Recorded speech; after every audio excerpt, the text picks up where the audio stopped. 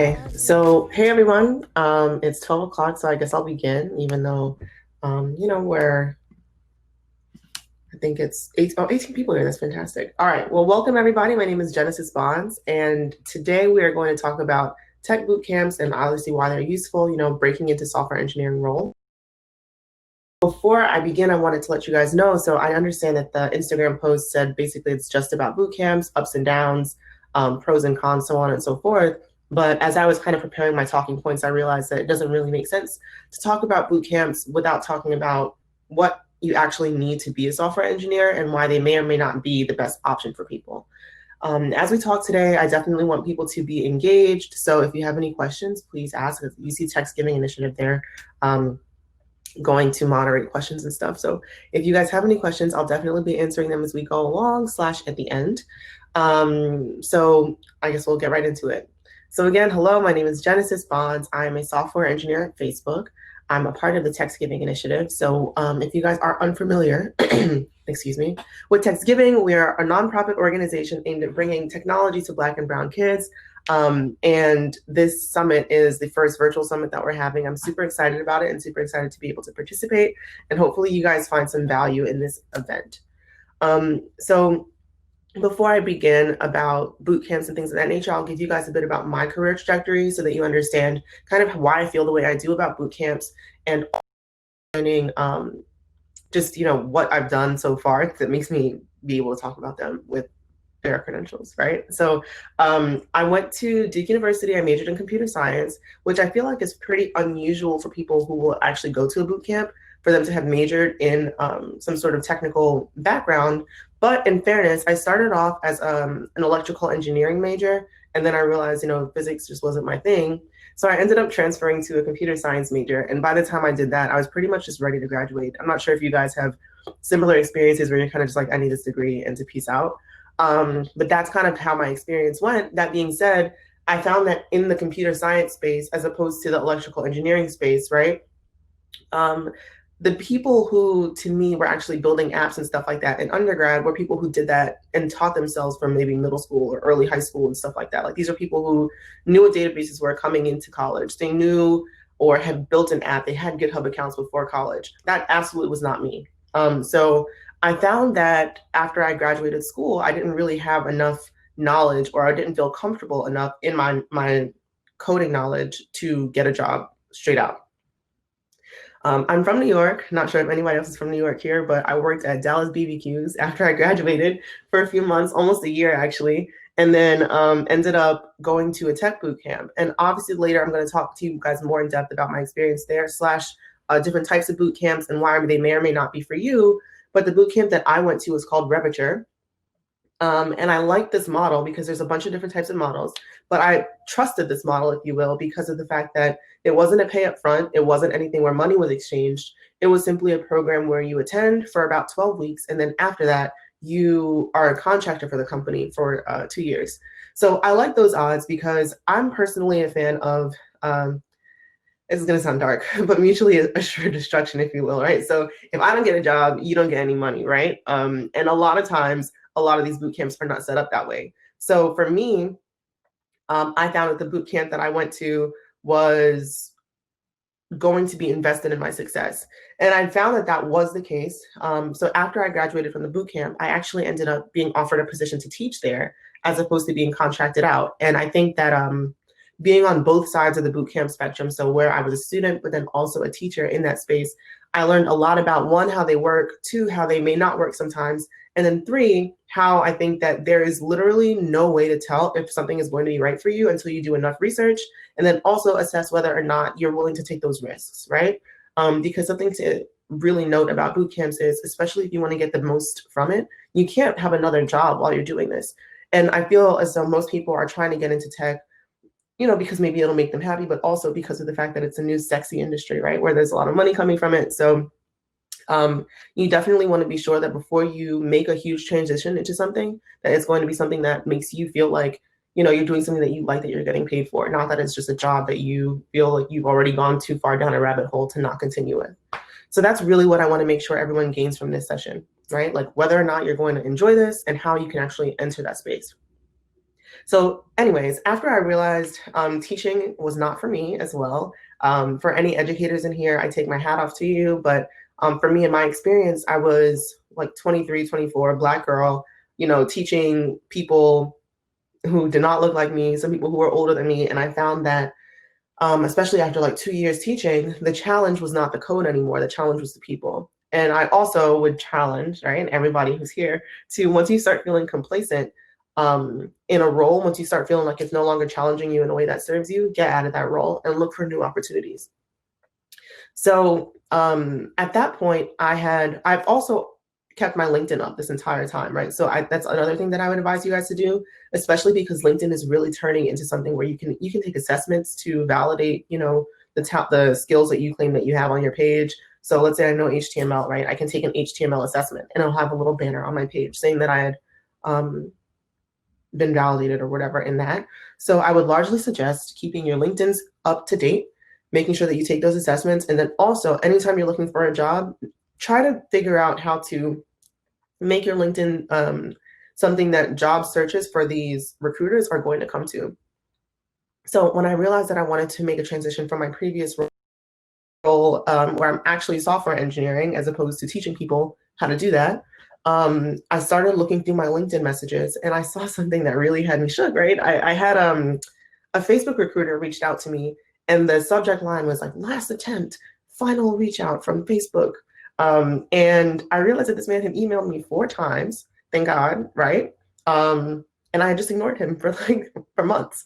So I responded to his email. We ended up having a great conversation. I interviewed and then I got the role at Facebook. So I'll talk to you guys about basically every step of that. And I want to make sure that you guys understand again, like what you're getting yourself into when you do a boot camp, because it is not for the faint of heart and it is also not cheap lots of times.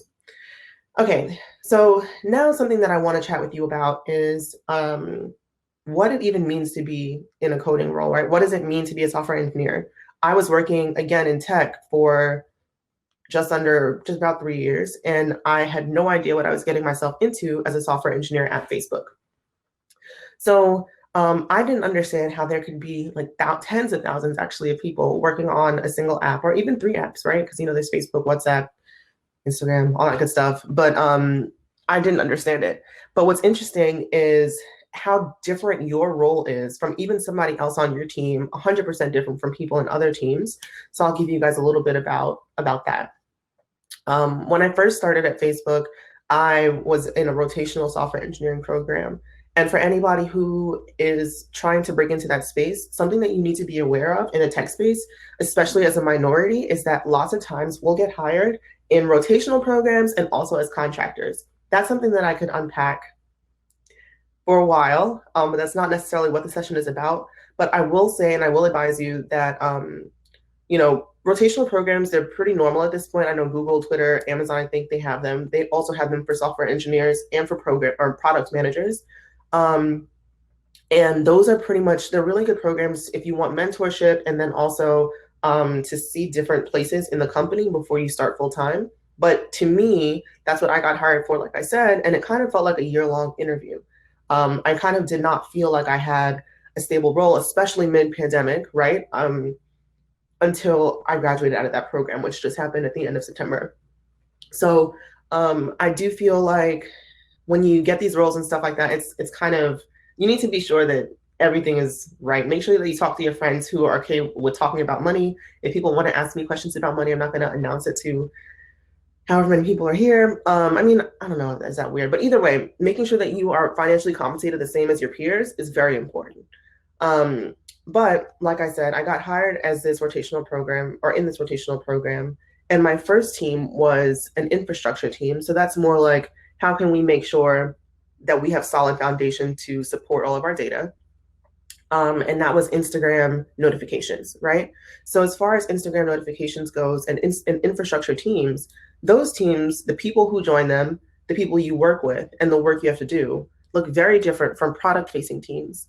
And right now I'm on a product-facing team on the Facebook side, and that's civic integrity. So what we're doing here is making sure that, I know, and as you guys all know, Facebook isn't necessarily known for for its civic duties, right? But what we're trying to do is improve that. So what my team was doing, or what I was doing, was bringing tools that help prevent voter and census interference to Facebook and Instagram. So I was really proud about that, and was happy to have done things to help be able to report tools better, or report, I'm sorry, misinformation spreading better. So I say all that to say, on an infrastructure team, you will likely see less people of color, from from my experience, and also from what I've seen on Facebook, less women, and then also you have more engineering-driven work, such as there's going to be less designers on that team, less people who I would consider cross-functional partners, or really that's just their role, right? So people who you work with in an engineering team who are not engineers, but their work is absolutely vital to your work, right? So people who are engineers, the UX researchers. Actually, this is a really good point, because I wanted to make sure that everyone knows, breaking into tech is not just coding. I mean, I think that everyone, especially since technology is everywhere at this point, it's in your fridge, it's in your phone, it's in your watch, right? We're not going to be in a society where tech isn't everywhere ever again. So I think that it's going to be in everyone's best interest to understand the basics of computer science and understand the basics of coding. But that being said, you don't have to be someone who's a software engineer to break into tech, right? So as I mentioned, there are designers, there are UX researchers. When I first started working at Facebook, my team had gotten a new GM, and I'm here like, just thinking about BBQs. As I mentioned before, I'm like, why do we need a general manager, But apparently it's a growth marketer. And that's someone who brings together data science and marketing skills, and then they help you figure out, based on those two things, how can we grow our products, right? So there are tons of opportunities. Something that I would say is, if by the end of this, or by the things that I advise you to do if you're looking to get into a coding role, if you decide that it's not for you, definitely go to the careers page of, your Amazons, your Facebooks, your Googles, and then figure out, maybe I don't want to do software engineering, but maybe growth marketing is for me, or maybe I want to be a UX researcher. Also, I will say that a lot of people come here into Techsgiving and stuff because they want to transition into tech and think that they need to leave their current career in order to do so. And I want to challenge that as well. There's a woman on my team who is fantastic. She has this beautiful Italian accent. Love that. But either way, she is a UX researcher, but she's a PhD political science person. And I was so intrigued by her trajectory, because she obviously got her PhD. She taught for 5-6 years and then broke into tech. And I'm sure she's doing super well financially. But what she does is bring her perspective as a political science professional, political science expert, and help make sure that we as a tech company who serve billions of people at this point are doing right by people all over the world, right, politically. So definitely look at different opportunities to bring your work into tech, as opposed to going into some role that you think tech looks like. But now that we've talked about everything else, continuing about what a software engineering role looks like, for me, I, again, was very shook, because all I was doing in my last job, I mean, it was very complex, graduating from a program and then starting to teach it. But after I did it for like a year, it was the same thing kind of over and over again. At a large tech company, nothing you do is going to be the same. I used to teach Java and Angular, and for people who don't code, basically I was teaching some languages. And since I started working at Facebook, even though I interviewed in Java, because you get the coding challenge interviews, I have not touched Java since. And also, that's ironic, because as I say that now, I'm entering an Android project, right? So there's a bunch of different realms, if you will. I'm a full stack software engineer, but I typically did web. But now my job is having me do mobile, and not just Android. They're also making me do iOS for this particular project. So you need to be flexible. That's one thing that I will largely advise people to understand. You can't ever say, and actually something that I find really funny about Facebook that I love, is they have all these posters everywhere. If you guys have seen The Office and pictures and stuff. And one thing that really struck me in my first week was a sign that said, "Nothing at Facebook is someone else's job." Right? So you need to be prepared to understand that basically, no matter what a designer does, a UX researcher does, the work is going to come to you, because you're the person who has to build that, right? So if you need to, learn a new language, if you need to learn Python, PHP, whatever, like that's just something that you have to do.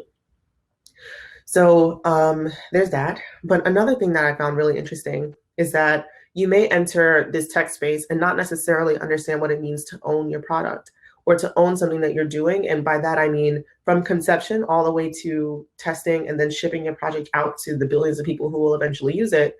That's on you. And of course, you have the opportunity to get help, but it's really important to be able to conceptualize, okay, what are the steps that I need in order to ship this? What needs to be done? How much time needs to be allocated to this product? And who all needs to be involved?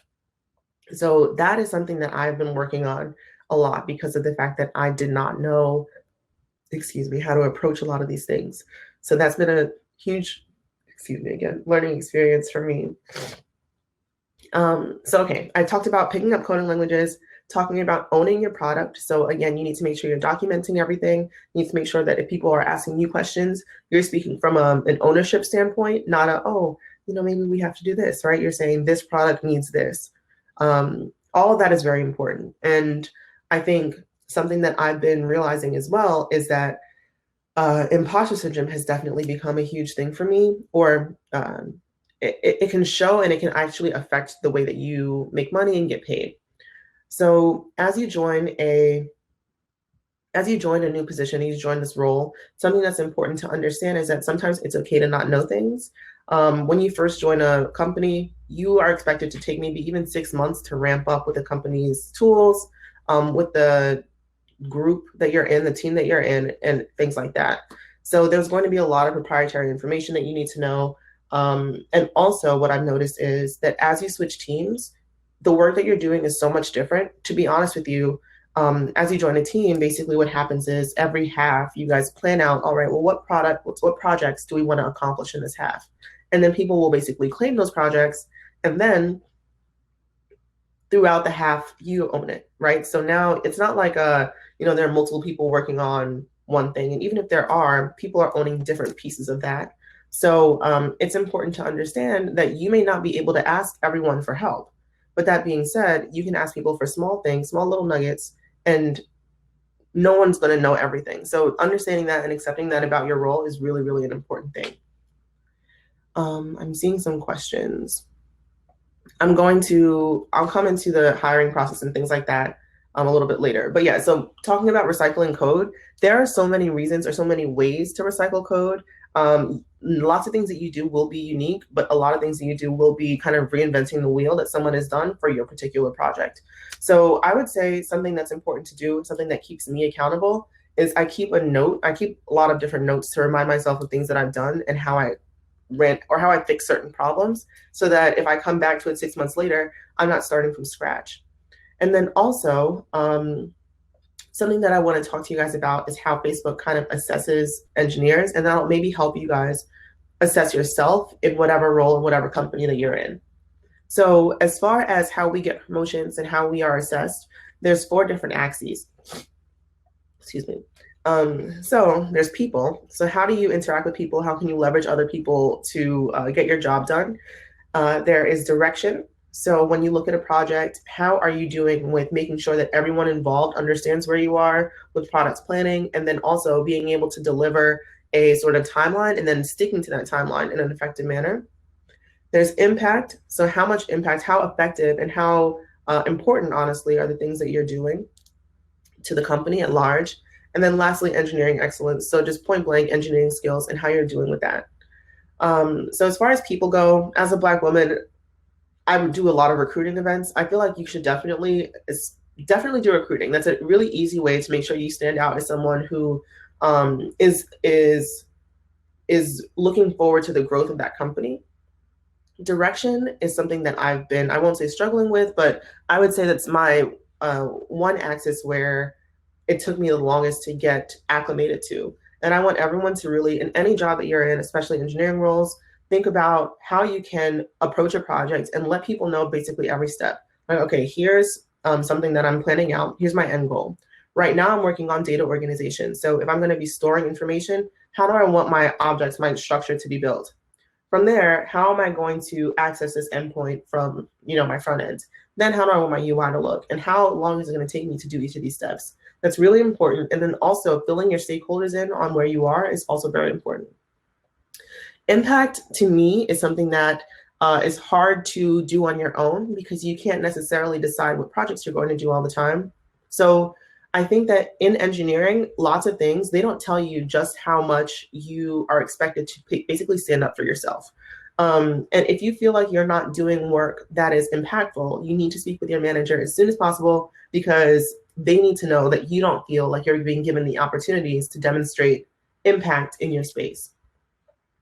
And then as far as engineering excellence, again, this is something where I was feeling like, okay, am I doing enough? Can I get help with something? And then also, as you keep learning new languages, you may not feel super secure. Something that you should do, and something that I do whenever I'm feeling like, whenever I enter a new space, is I make sure I have like a team of maybe 5 people that I can ask for help. So I'm not sure if you guys have struggled with asking for help sometimes. I want to let everyone know it is more than okay. And people, no matter what level they are in your role or in any role, will ask for help. But you never want to ask the same person every day, right? So make sure that you have someone, maybe someone's really, really good at Python, right? But your project deals with Python, you're doing React in the front end, and then you also have to deal with testing and stuff like that. So make sure you have people in your arsenal, maybe, again, 5 people you can ask for different questions, but never feel like it is a problem to ask. The one thing you don't want to do is take 5 hours on something that's like a 15-minute problem to fix when someone actually knows what they're doing.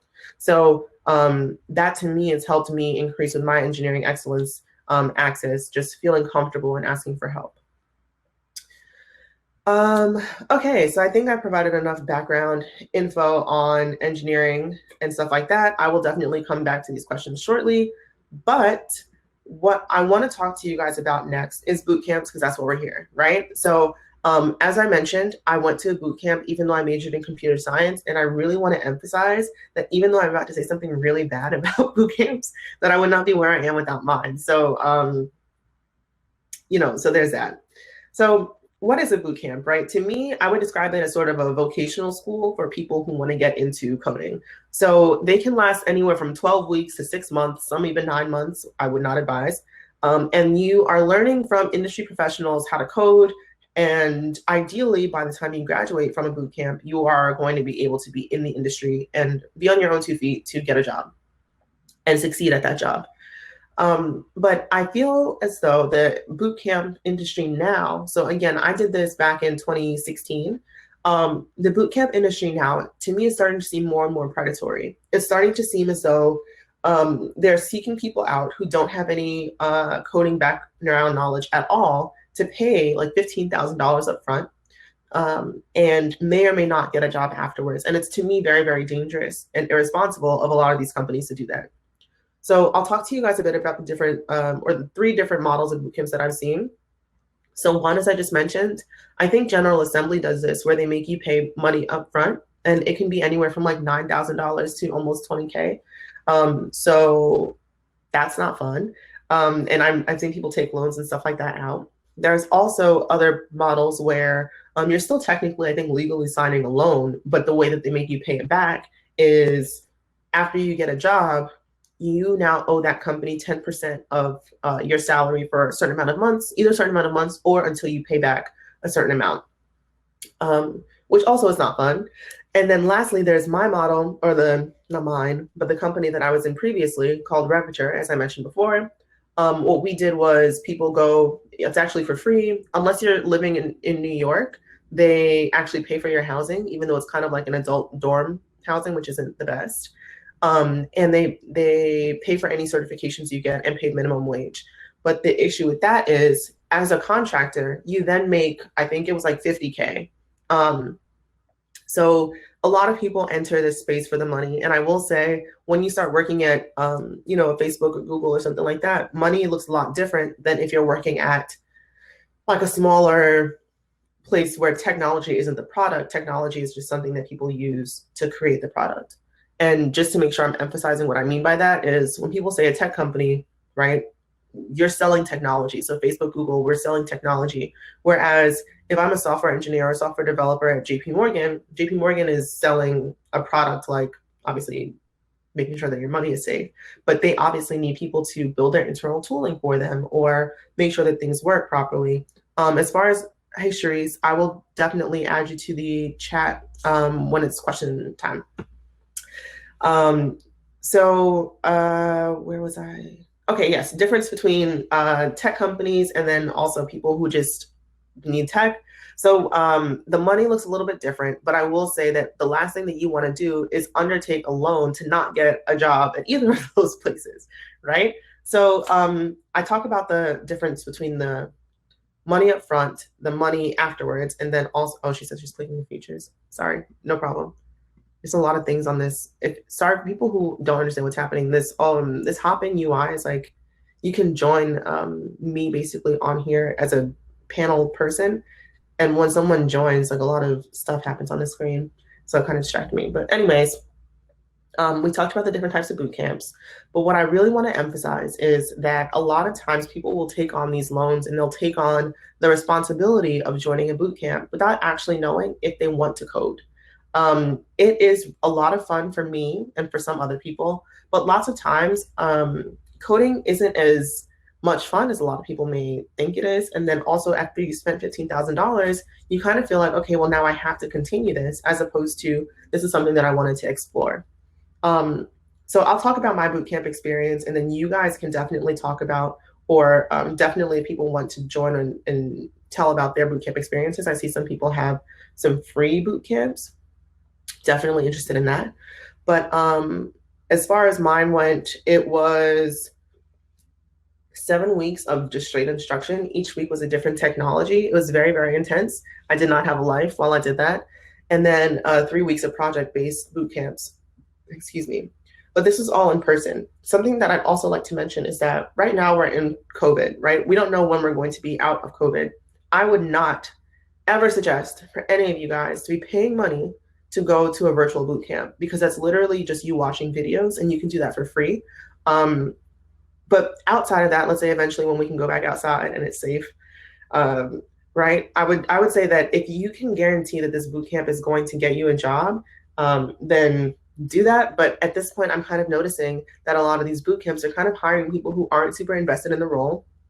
One of my friends reached out to me recently because, well, loose friend term, but either way, someone I know reached out to me recently from a boot camp, and he was talking about how he wants to pursue legal action because of the fact that he feels like all he's doing is watching videos at home, and whenever he reaches out for help from his mentors, they're basically just saying, you started a project and we can't help you because that'd be cheating, which doesn't make any sense, right? So I definitely think that at this point, I personally would advise to not go to a boot camp unless you can guarantee that they are invested in your success later on, which is, again, very hard to do.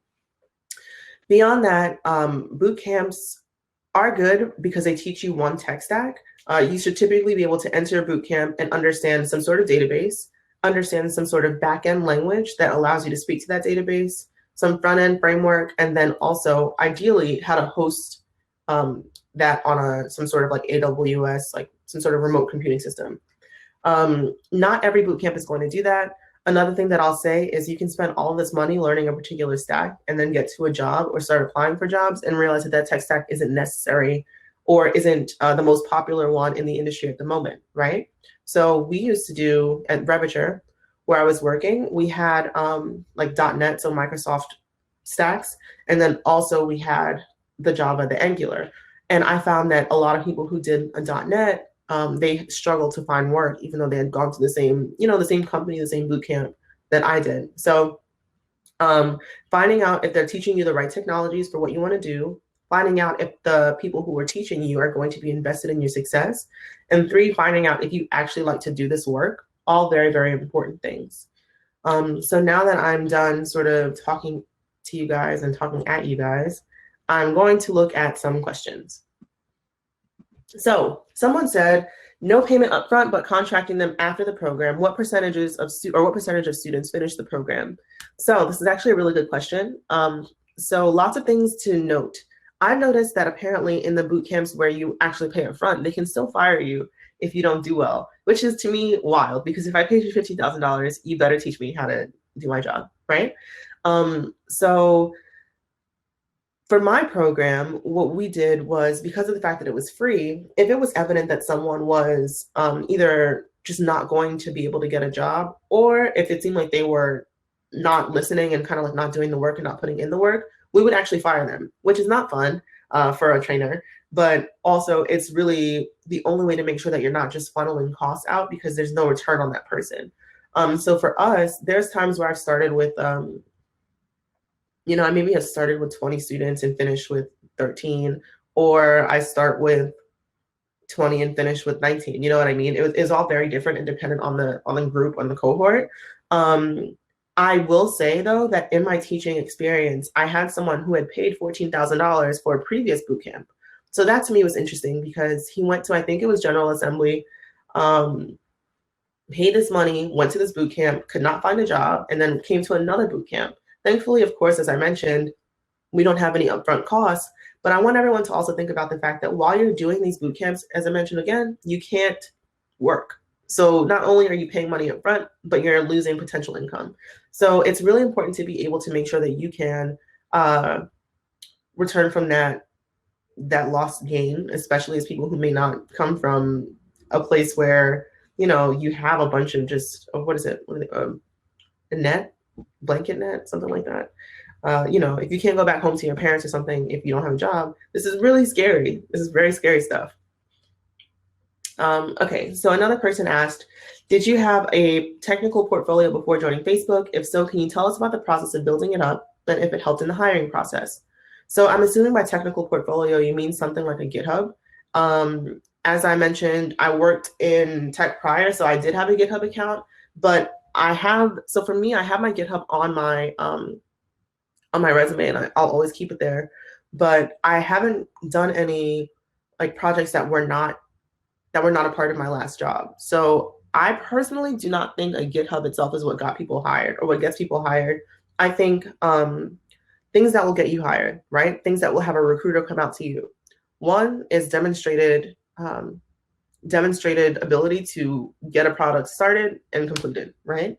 It's going to be the way you speak about your knowledge of these products. It's going to be whether or not you know frameworks and not just, oh yes, I write to the console in Java and JavaScript, which is nothing wrong with that when you're just first starting out. But you need to make sure that you can build an app.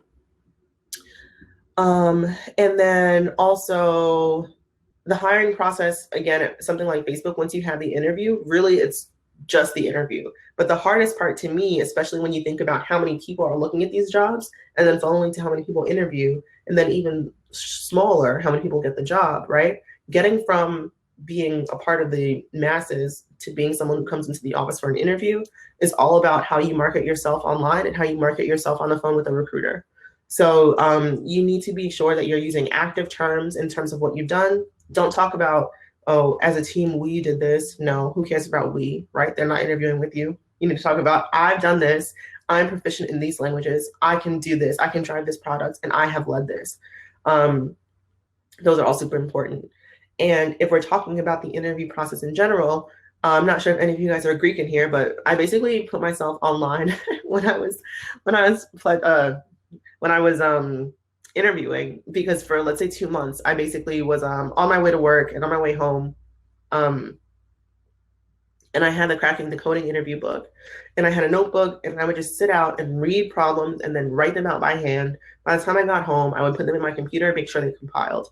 So something that I will say is that I have decided that I'm going to put out a PDF and sell basically something that, or put something out that effectively talks about how to teach yourself how to code, the basics, and then probably put something else out about how to actually get a tech job. And then from there, hopefully things work out for people.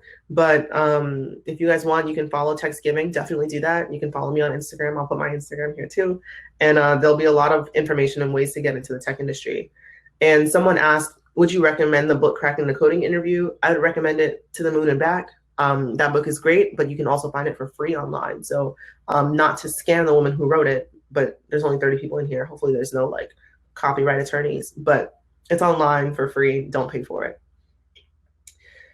Someone said, what does a GitHub account have? Prior code you've written. So just to understand what a GitHub account is, so a repository is like a folder, right? A repository is basically a folder of code. What a GitHub is an account where you can take code that you've written on your computer and make sure that it shows up online, right? Now, of course, this is going to be a lot more complex when you start dealing with a lot of people. So you'd have people, basically imagine if you were working on a project with a friend, and in order for you guys to bring your code together, you had to like take a flash drive or email it to each other and then figure out where each line matched up. That doesn't make any sense.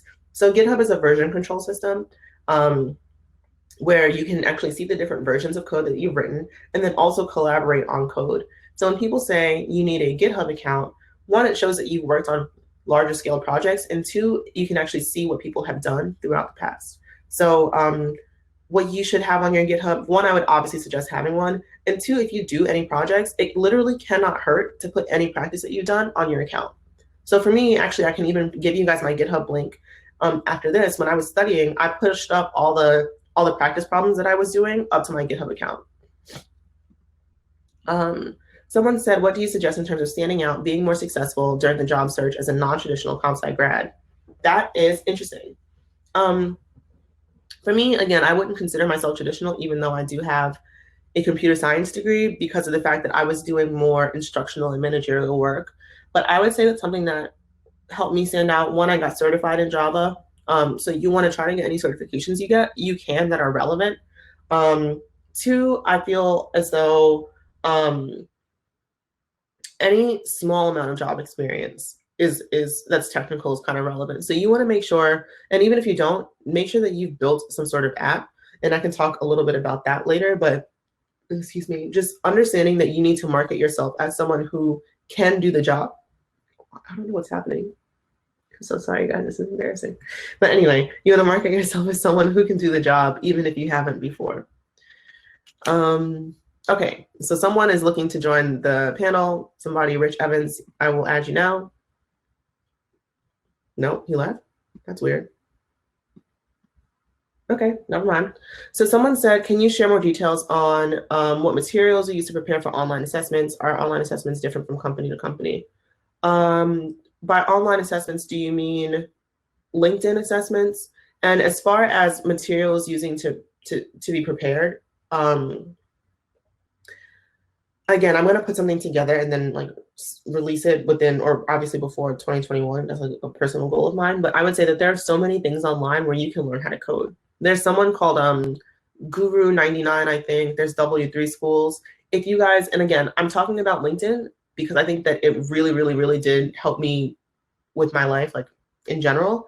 So as far as LinkedIn goes, make sure that you have a LinkedIn Premium account. And they recently bought Lynda, which is like an online learning service. And you can, basically, I think it's like $30 a month, but you can also maybe go in with some friends or something like that and make like a dummy LinkedIn. But that has a lot of online learning, so you can do full courses, and they actually have tracks. So if you want to learn Java, they have full tracks from intermediate or beginner, intermediate, so on and so forth. So definitely check that out. Someone said, what do I use for tech interviews? There's two companies that I would suggest. I'm going to write it in here.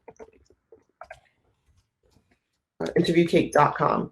So interviewcake.com is, I feel like I want to be a brand ambassador for them. Oh, Linda's free with the library card. I had no idea. I don't even know the last time I've seen a library card. Thank you so much, Sandy, for sharing that. But wow, that's fantastic. Okay, so don't buy LinkedIn Premium. Interviewcake.com is a great website. They also have a Twitter, and every week they do free problems on Twitter. But I've never seen a website go through, first of all, the complex problems that you'll see in something like a Facebook interview.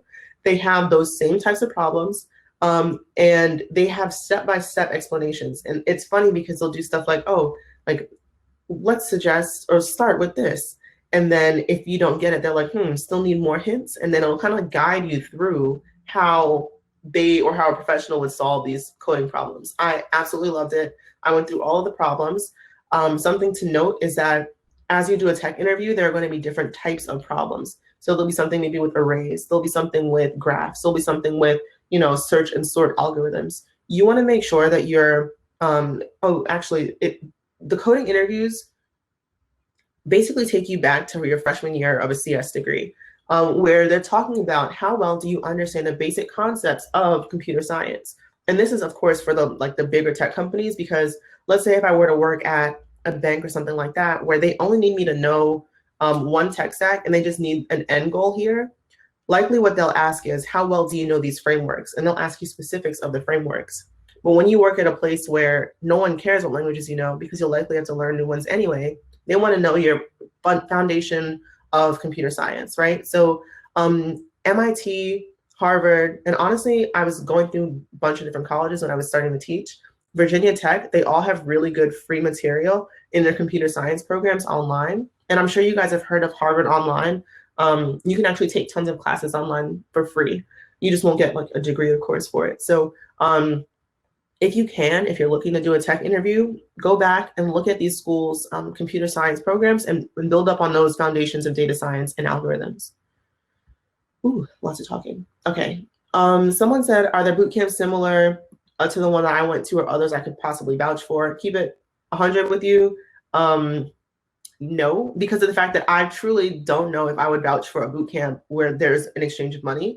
And then I also think that my boot camp, the one that I went to, it's changed so much since I went. By the time I left, I was like, ugh, please get me out, right? Because when I went, there were only 15 people in my class. But by the time I finished, I was teaching groups of 27, and it's still just one trainer. And I want everyone to understand how hard that is. And then two, how hard it is to really get one-on-one help if you need it. In a boot camp setting. So I'm not gonna just poo-poo on boot camps or whatever, because there are obviously still ways to succeed with them, but you need to make sure that you guys are asking a ton of questions. How many students are there to a trainer or teacher? What does the tutoring system look like? If I need one-on-one help, do I have to go then pay someone else to help me? That doesn't make any sense, right? Is it project-based? Are there regular assessments? And what happens if I'm falling behind? Am I going to be, warned? Am I just kicked out? Like, how does that work? So these are all very important things to me to discuss with your recruiter or whatever for boot camps. And then obviously, actually, most importantly is, what does your boot camp to career pipeline look like? Do you guys have people who sit with you and help you fix your resume? Because we did that. At Ravager, we did resumes, we did interview prep. So every Monday we'd have interviews so people understood kind of what they were getting themselves into. But if a boot camp doesn't have that, how are they going to expect you to go through, just something where you're just dealing with one person to now dealing with tons of interviews from actual tech professionals, right? You wanna be sure that you're going to be supported. And again, the reason why I suggested, again, the boot camp I went to is Revature, Revature. It's already in the comments. The reason why I support that is because it was very evident that they would not be able to make money unless we got jobs, because that's where they made the money. So there's that. Someone said, do I find that project managers I work with have extensive coding experience? Could a PM coming from design and construction transition to software development without coding experience? So funny enough, working at a place like this, I would say, hey Chad, what's up? Said he just joined. So the question was, do PMs have coding experience? One thing I'll say is that a lot of PMs do not have tons of coding experience, but lots of people who you may not expect to have coding experience do. For example, one of our designers, and designers are, of course, in tech, but they're like typically a non-technical role. But one of our designers says, if anyone needs help when they're working on her design, she's like, just let me know, I'll help you out because I code. A lot of PMs, if they do code, they're like, hey, do you need help with this, right? So I feel like you're not necessarily expected to do that, but if that's something that you can do, you can absolutely make yourself stand out as a non-technical role who can code, because that's very, very, very unique. And it's definitely smiled upon, right? It's a positive thing. Someone asked for boot camps, but they're trying to offer in-person ones. Would I suggest those over pre-recorded videos and readings for the time being? And I think that if you're going to pay for something that's a pre-recorded video, it should be no more than $30 a month, right? Like, do not pay a boot camp to give you a series of classes, because you can find that information out on your own. I would largely suggest in-person classes where there can be a tutor. You do not want to pay for a boot camp that's not an actual boot camp. And I think actually I'm running out. This is only 45 minutes, right? It's only supposed to be till 12:45, or do I have an hour? Shemi, I'm not sure. So something else that I would join is, so I said interview cake, and then there's interviewer.com, I think. I gotta find it and then I'll put it on my page or something later tonight. But there is another website where people who are learning to be interviewers, so actually that's another thing too. It's really positive that you interview people once you're like a seasoned engineer. So lots of people will need to practice being a person who interviews people, because I've actually seen people not take a job because of a negative interviewing experience. So either way, look for places where you can take free interviews. So wow, this actually went by a lot faster than I thought. Sorry if I didn't answer anybody's questions. My Instagram is LEDEBUT. I just wrote it there. Follow me. I will definitely be doing more talks on interviewing and things of that nature. Hope you guys enjoyed. And if you have any more questions, just DM me. But I'm really looking forward to, or the reason why I did this is because of the fact that I think that there needs to be a lot more of us in the coding space. I think there needs to be more of us in tech in general. But specifically, when I first joined Facebook, I was the only Black woman software engineer in the world at Instagram. Like literally, I was the only one. Now, of course, there's more, and I'm not even on the Instagram side anymore. But it was really disappointing to me to not see that they had put a lot of effort into recruiting Black women software engineers. And I want them to have no reason to say that they can't found it. I mean, even though Beyonce, she did, Homecoming with a whole band of Black people, but these companies claim they can't find us, which is ridiculous. Either way, please do reach out to me if you have any questions. Please do teach yourself to code before you start paying somebody $15,000. And I'm wishing you guys all the best, and follow Techsgiving and myself on social media. All right, have a good one.